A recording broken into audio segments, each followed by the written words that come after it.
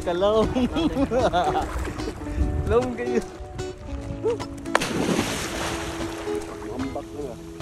For today's video mga bossing, ang trip natin ngayon ay mag-relax sa dagat. Nag-chat kasi yung kaibigan ko na maligo kami sa dagat. Sabi kasi niya nag-crave siya ng dagat eh. Kulang na lang siguro higupin niya ata yung dagat. Kaya timing naman wala akong ginagawa dito sa bahay. Matagal na kasi ako hindi nakaligo ng dagat kaya namimiss ko ng maligo. Kahit malapit lang yung dagat dito sa amin pero minsan lang talaga ako maligo sa dagat. Sakto din sa timing mga bossing dahil hindi mainit. Ang itim pa naman ng ulap. Siguro pa ulan tumamaya. Hindi pa kasi ako nakakain ng tanghalian kaya nagdala na lang ako ng pagkain para doon na lang kami kakain sa dagat. Iba kasi talaga ang feelings pag nasa dagat ka kumain eh. Ako lang ba yung nakapansin? Ba't parang masarap talaga mag food trip dito sa dagat, di ba? Siguro yung iba dito hindi makarelate kasi puro lang drawing yung mga plano nyo eh. Aray ko. Sa mga plano nyo sa GC, galaw-galaw din para kulayan yung mga plano nyo hanggang drawing lang. Eto sinundo ko na yung kaibigan ko si Clint Natix. Siya nga pala yung katandim ko palagi sa mga dance video at sa TikTok ko since wala pang pandemic. So ayan, papunta na kami sa dagat. Medyo masaya siya kasi hindi mainit. Ang arte-arte kasi nito sa init yung kasama ko. Kala mo talaga artistahin eh, no? After namin mag-park ng motor, kailangan palakarin saglit para makapunta na sa dagat. Nagtaka ako kasi ngayon ko lang napansin yung nakapaskil dito na bawal ang motor sa loob. Asa mo masuda mo?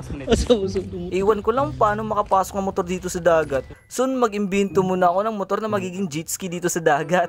Hanap muna kami ng spot. Dito nakapwesto na kami mga bossing para kakain. Bago kami maligo, kakain daw muna. Kasi gutom na rin tong kasama ko eh. Pero yung pagkain namin, simple lang. Di naman kami mayaman para magdala ng mamahaling pagkain dito. Siguro magagawa ko yan, magdala ng mga mamahaling pagkain pag anak sana ako ng kontraktor eh, no? Kung magiging anak sana ako ng kontraktor, eh, bigyan ko na sanang sweldo lahat ng mga isda dito. Pati mga syoko, isama na rin sa sweldo, no? Allowance sila sa araw-araw pambili ng mga forever nila.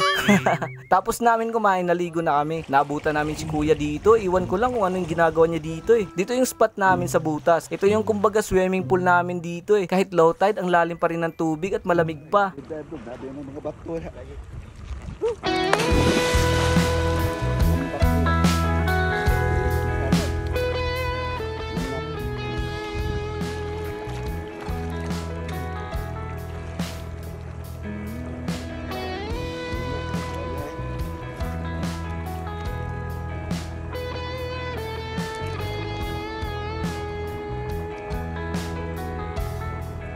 Pagkatapos namin dito, lumipat naman kami sa kabila.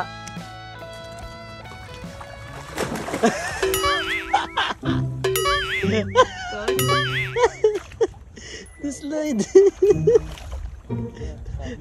Dahan-dahan ka kasi dyan.